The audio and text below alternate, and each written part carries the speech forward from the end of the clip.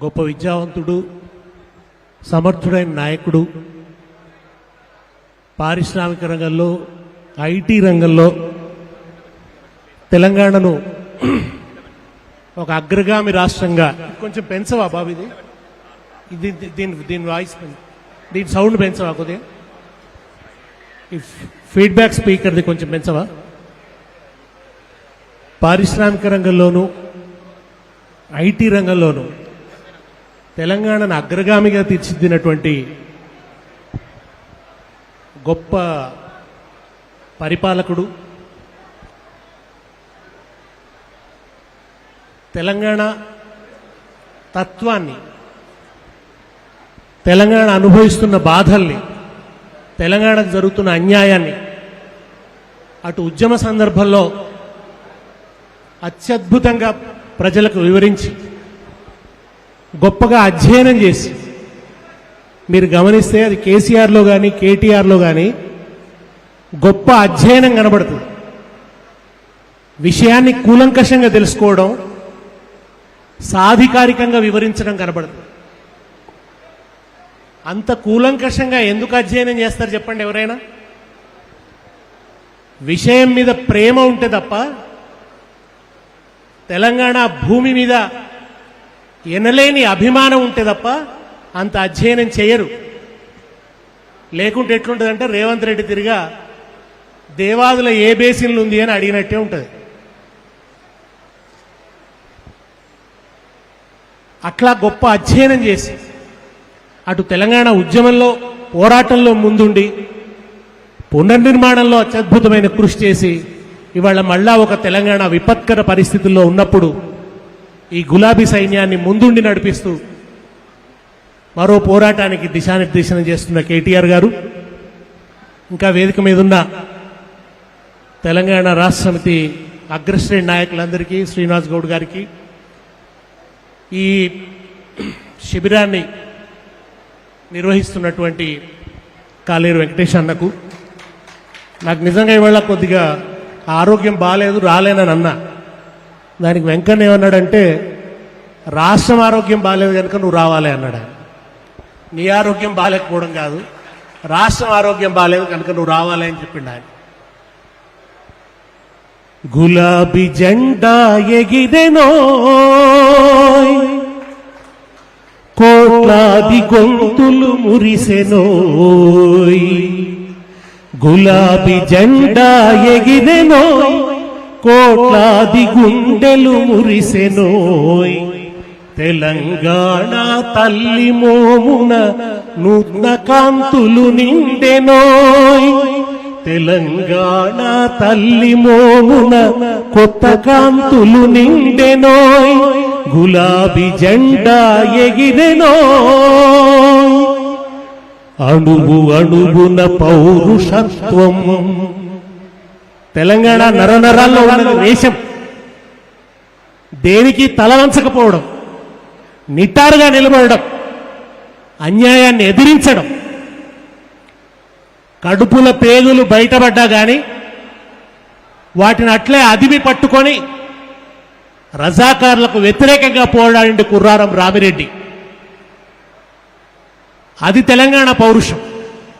అణువు అణువున పౌరుషత్వం, కణము కణమున సాధుతత్వం, కణము కణమున సాహసత్వం, మాటలోన అమృతత్వం, మనసులోన సాధుతత్వం, వాసి కలిగిన తెలంగాణ వారసత్వం సోదరా, వాసి కలిగిన తెలంగాణ వారసత్వం సోదరా, వీర చరితల తలచుకోని అమరగామము సేయరా, తెలంగాణ జెండా ఎగిరెనోయ్, గులాబీ జెండా ఎగిరెనోయ్, కోట్లాది గుండెలు మురిసెనోయ్, తెలంగాణ తల్లి మోమున కొత్త కాంతులు నిండెనోయ్, జీవనదుల జీవిక,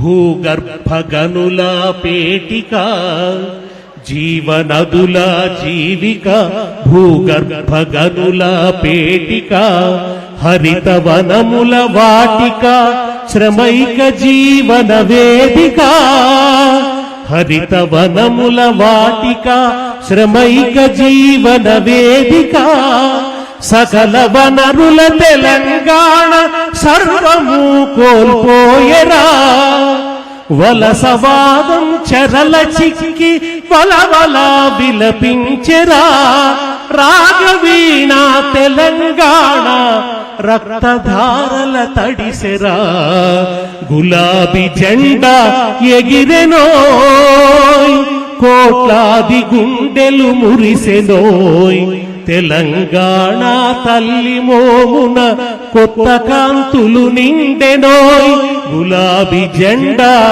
ఎగిరెనోయ్ నీళ్లు నిధులు జారగొట్టి కొలుములన్నీ కొల్లగొట్టి కష్టజీవుల కడుపు గొట్టి యువత కలలను పాతిపెట్టి ద్రోహమే అధికారమయ్యి దోపిడిని సాగించెరా గుండె రగిలిన తెలంగాణ తిరుగుబాటై ఎగిసెరా వేలాది అమరుల ప్రాణత్యాగం స్థూపమై వెలిసిందిరా తెలంగాణ జెండా ఎగిరెనోయ్ గులాబీ జెండా ఎగిరెనోయ్ కోట్లాది గుండెలు మురిసెనోయ్ తెలంగాణ తల్లి మోమున కొత్త కాంతులు విరిసెనోయ్ గులాబీ జెండా ఎగిరెనోయ్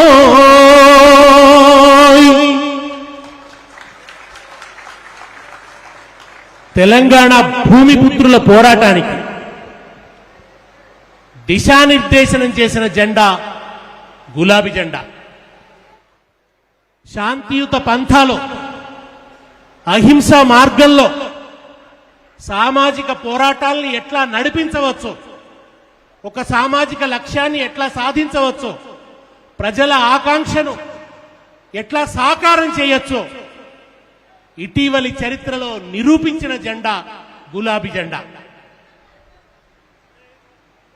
దేశంలో అనేక ఉద్యమాలు జరుగుతుంటాయి ఢిల్లీలో ఉన్న వాళ్ళకి అవి పట్టవు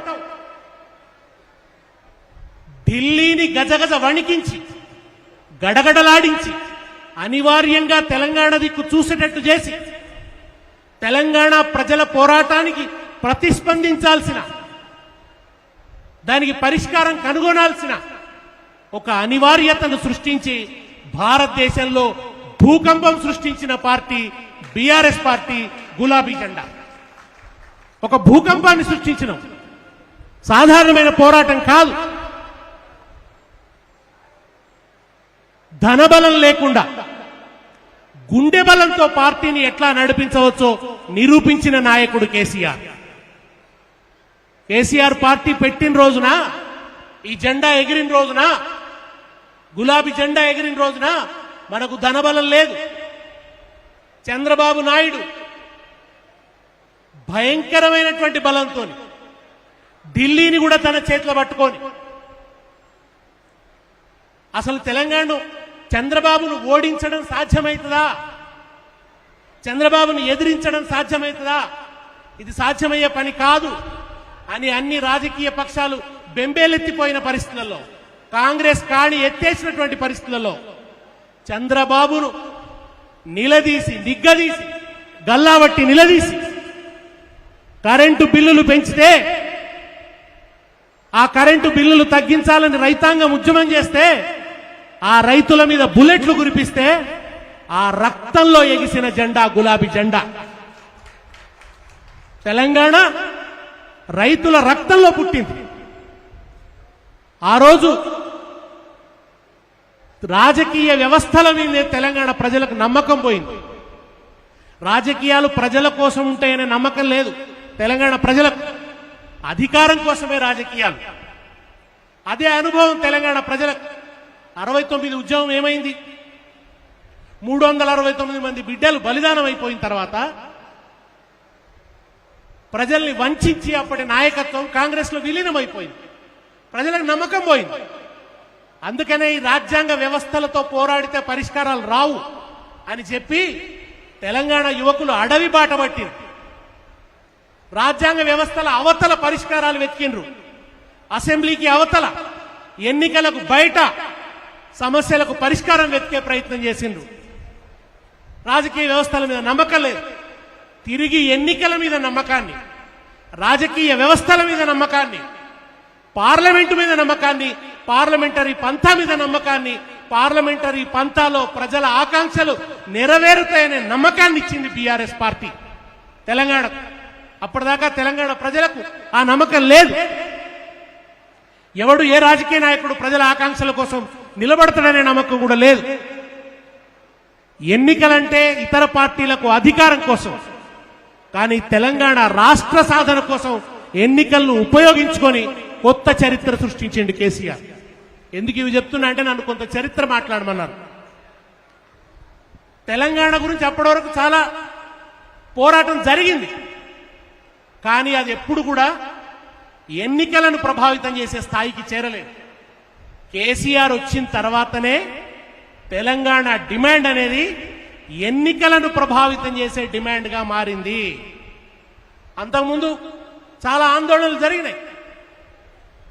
జయశంకర్ లాంటి వాళ్ళు, కాళోజీ లాంటి వాళ్ళు సభలు పెట్టడం, మాట్లాడడం, భావజాల ప్రచారం చేయడం. జయశంకర్ గారు ఎప్పుడు ఒక మాట చెప్పేవారు, ఉద్యమానికి 3 కోణాలు ఉంటాయి. ఒకటి భావజాల ప్రచారం, రెండవది ఆందోళన అంటే ఉద్యమ కార్యాచరణ, మూడవది రాజకీయ ప్రక్రియ. ఈ 3 సమాంతరంగా సమానంగా జరిగితేనే ఆ పోరాటం బలపడుతుంది, ఆ పోరాటం గమ్యం చేరుతుందని జయశంకర్ గారు చెప్పేవారు. భావజాల ప్రచారం ఉండేది, కానీ ఉద్యమం లేదు, రాజకీయ ప్రక్రియ లేదు. ఆ 2 కోణాలను కూడా సంపూర్తి చేసింది, ఆ 2 కోణాల్లో కూడా ప్రజల్ని పురోగమింపజేసింది, ఉద్యమాన్ని నడిపించింది, గమ్యానికి చేర్చింది బీఆర్ఎస్ పార్టీ. ఆ చరిత్ర మన సొంతం, మనకు గర్వకారణమైనటువంటి చరిత్ర అది.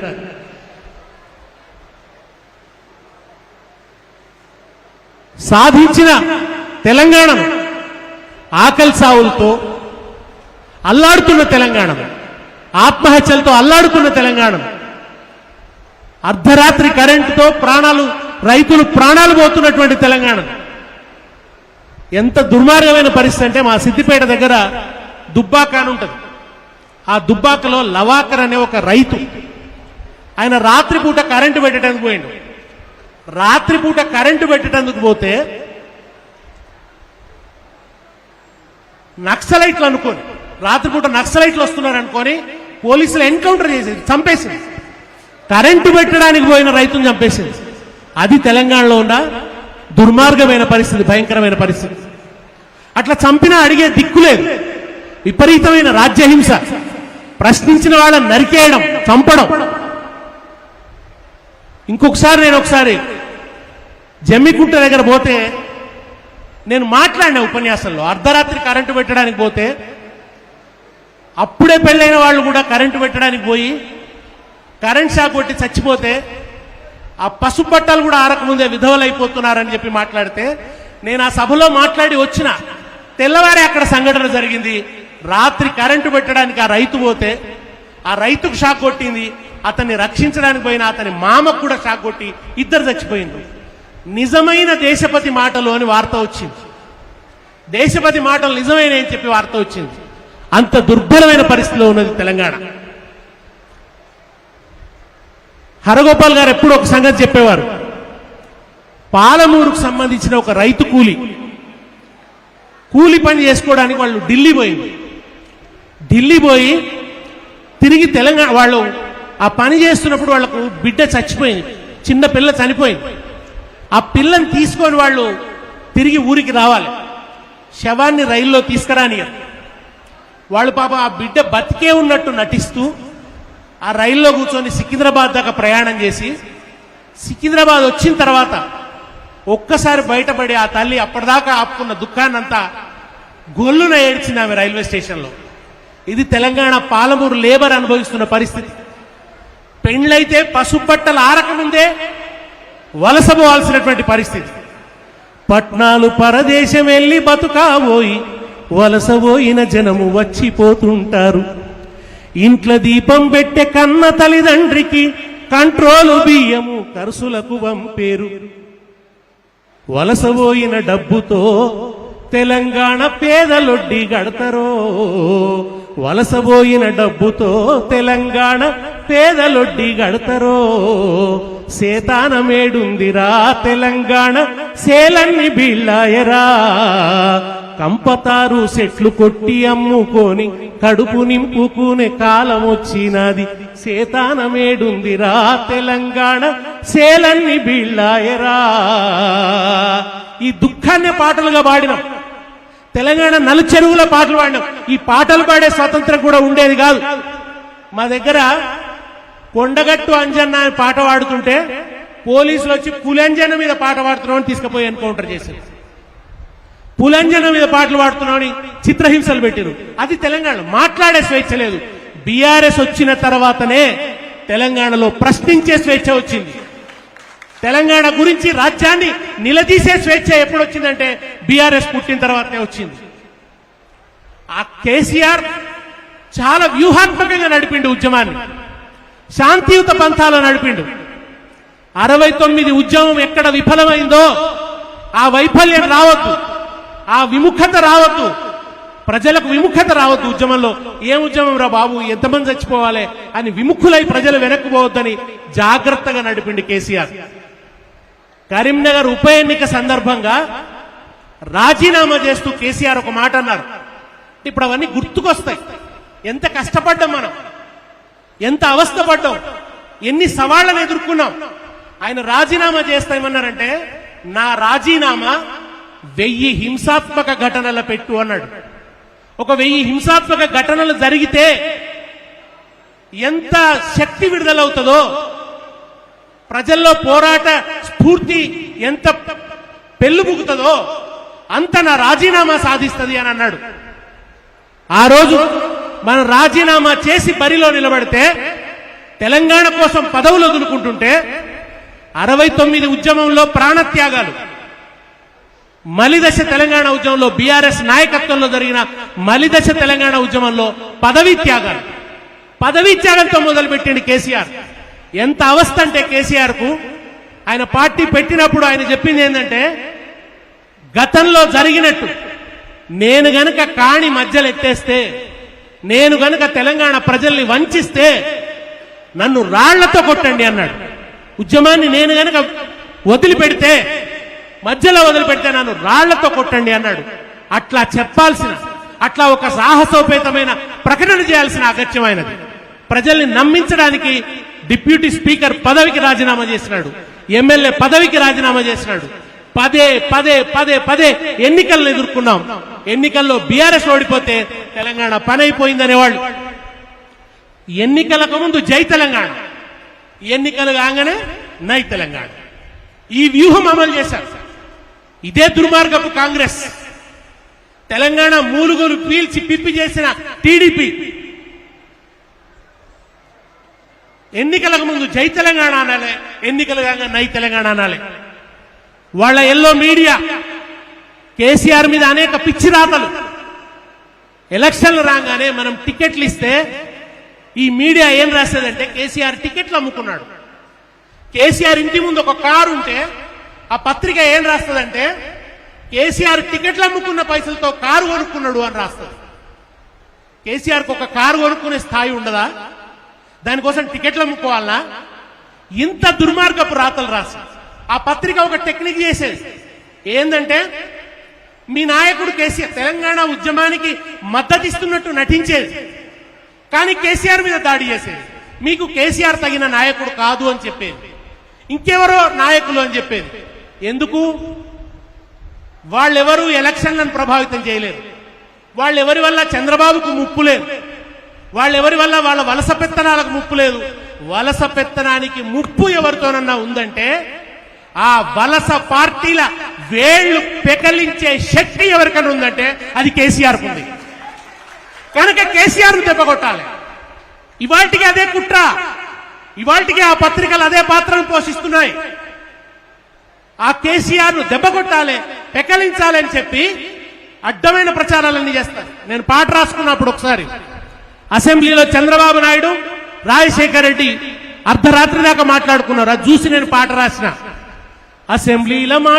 అసెంబ్లీల ఆట చూడు, అందురోళ్ళ మాట చూడు, తెలంగాణ ఇస్తరికి కుక్కల కొట్లాట చూడు, గనులు అమ్ముకున్నవాని చంద్రబాబు. ఆ రోజు అసెంబ్లీలో ఏముండేదంటే వీడు చేసిన దోపిడీ వాడు చెప్పేది, వాడు చేసిన దోపిడీ వీడు చెప్పేది. గనులు అమ్ముకున్నవాని చంద్రబాబు, భూములమ్ముకున్నవాని వైఎస్ఆరు, 9 ఏళ్ళు నువ్వు తింటే డీంబాయిలో, 4 ఏళ్ళన్నా నేను తినొద్ద డీంబాయిలో. ఇది చర్చ అసెంబ్లీలో. 9 ఏళ్ళు నువ్వు తింటే, రాజశేఖర రెడ్డి అంటాడు చంద్రబాబు నాయుడుతో, 9 ఏళ్ళు నువ్వు తింటే డీంబాయిలో, 4 ఏళ్ళన్నా నేను తినొద్ద డీంబాయిలో, నీకు 2 పత్రికలు డీంబాయిలో, నాకొక్క పత్రికన్న వద్ద డీంబాయిలో, లంచాల బొబ్బదప్ప మన మాట లేదురా, మన బతుకు బాధ లేదురా, మన బాయి గోస లేదురా, ఆగమైన తెలంగాణ ఎవనికాది రాదురా, జుట్లు మాట తిట్టుకొని జుట్లు పట్టుకొని ఇంటికోయేటప్పుడు ఇద్దరొక్కటయ్యపోతారు, ఇద్దరాందురొల్లు ఒక్కటే ఓ రాజన్న, దొందె దోపిడొక్కటే ఓ రాజన్న, ఇద్దరాందురొల్లు ఒక్కటే ఓ రాజన్న, దొందె దోపిడొక్కటే ఓ రాజన్న అని పాట రాసుకున్నాను. నీకు 2 పత్రికలు డీంబాయిలో, నాకు ఒక పత్రిక అన్న వద్ద డీంబాయిలో. ఆ రోజు అసెంబ్లీలో డైరెక్ట్ గా మాట్లాడుకునేవాళ్ళు. తెలంగాణకు పత్రిక లేదు, తెలంగాణకు టీవీ లేదు. తెలంగాణ పోరాటానికి రాజకీయ రూపం ఇచ్చింది కేసీఆర్. తెలంగాణను పత్రికలు వంచిస్తుంటే తెలంగాణ కోసం ఒక పత్రికను పెట్టింది కేసీఆర్. తెలంగాణకు ఒక మీడియా ఇచ్చింది కేసీఆర్. తెలంగాణకు ఒక టీవీని ఇచ్చింది కేసీఆర్. తెలంగాణ కోసం ఒక ఛానల్ పెట్టింది కేసీఆర్. ఎన్ని పనులు చేయాల్సి వచ్చింది, ఎన్ని కోణాలలో తెలంగాణను బలోపేతం చేయాల్సి వచ్చింది, ఎంత తన్లాడవలసి వచ్చింది. ఇవన్నీ చేసి ఒక్కొక్క పార్టీని ముగ్గులోకి లాగి 2004 ఎన్నికల్లో కాంగ్రెస్ ను ముగ్గులోకి లాగిండు, 2009 ఎన్నికల్లో టీడీపీని ముగ్గులోకి లాగిండు. టీడీపీ అనేది ఆంధ్ర వలస పార్టీ. దాని వేర్లు ఆంధ్రాలో ఉన్నాయి, కొమ్మలు రెమ్మలు మాత్రమే తెలంగాణలో ఉన్నాయి. అటువంటి పార్టీ చేత తెలంగాణకు అనుకూలంగా తీర్మానం చేయించిన మొనగాడు కేసీఆర్. కేసీఆర్ లేకుంటే చంద్రబాబు చేసేవాడా? చంద్రబాబు చేసే సమస్య లేదు, ఆయన చేత తీర్మానం చేయించాడు. ఒక్కొక్క ఎన్నికలో ఒక్కొక్క మెట్టెక్కించాడు. 2004 ఎన్నికల్లో నేషనల్ ఎజెండాలో భాగం చేశాడు తెలంగాణను. యూపీఏ కామన్ మినిమం ప్రోగ్రామ్ లో భాగమైంది తెలంగాణ.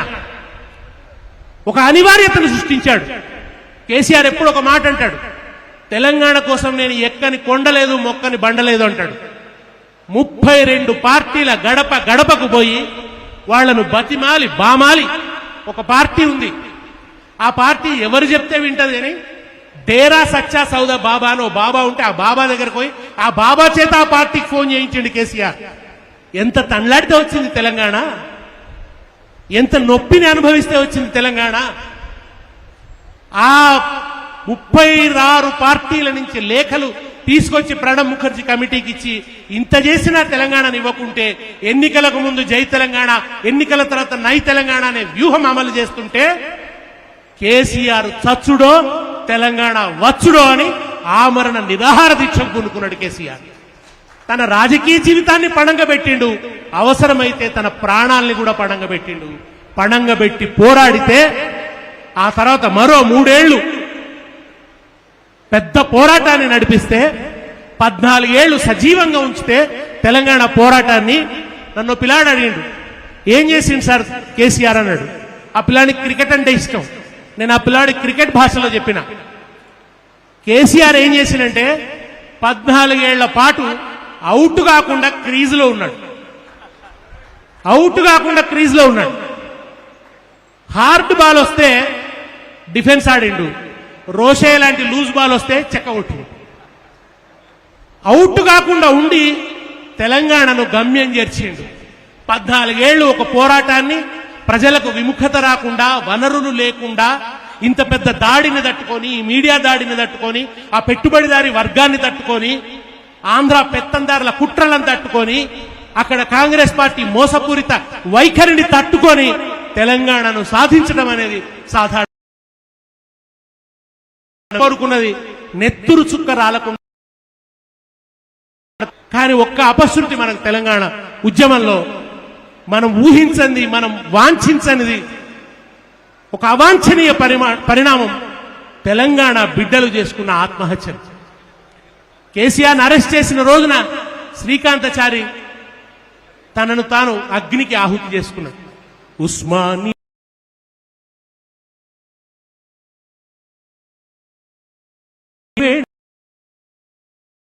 కొండ నేల మీద కమిలిందా నీ గుండె శ్రీకాంతాచారి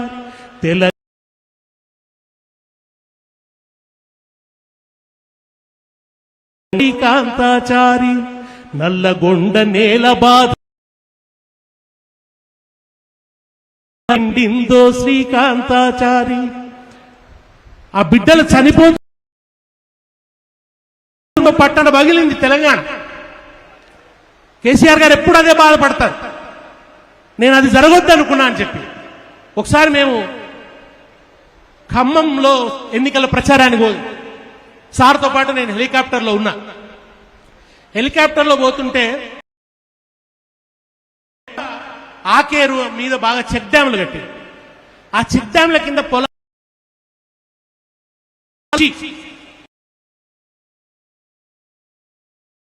వచ్చేటట్టు చేసిండు. అక్కడున్న ఆకేరు మీద చెక్ డ్యాములు కడితే గారిని వేదిక మీదకి ఆహ్వానిస్తున్నారు. పచ్చగా ఉంది. ఆ హెలికాప్టర్లో చూస్తున్నా నేను ఈ కింద ఈ పచ్చ వీటిని చూస్తూ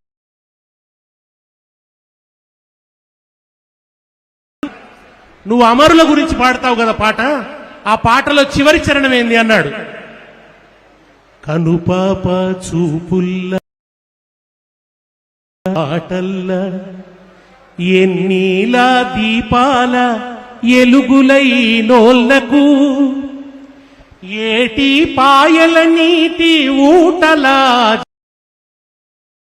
గట్ల మీది గడ్డి చిలుకలా జోహార్ చిలుకలా జోహార్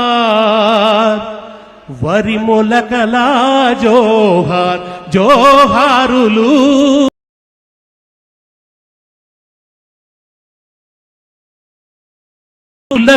జోహార్ అమరులకు జోహార్ వీరులకు జోహార్ మా ఉల్ల రేవుల్ల మట్టి పొత్తిళ్ళల్ల మట్టి పొత్తిళ్ళల్ల తోవా పువ్వుల తీరు అమరులుంటారు అమరులుంటారు తోవా పువ్వుల తీరు అమరులుంటారు జోహారులు జోహారులు అమరులకు జోహార్ వీరులకు జోహార్.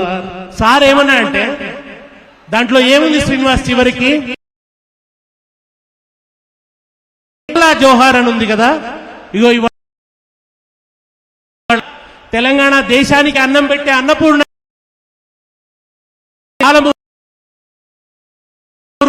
ఇటు పాలమూరులో పెండింగ్ ప్రాజెక్టులు అనేక మధ్య తరహా ప్రాజెక్టులు చెక్ డ్యామ్ వీటన్నిటిని నిర్మించి తెలంగాణను పచ్చగా చేస్తాం కదా.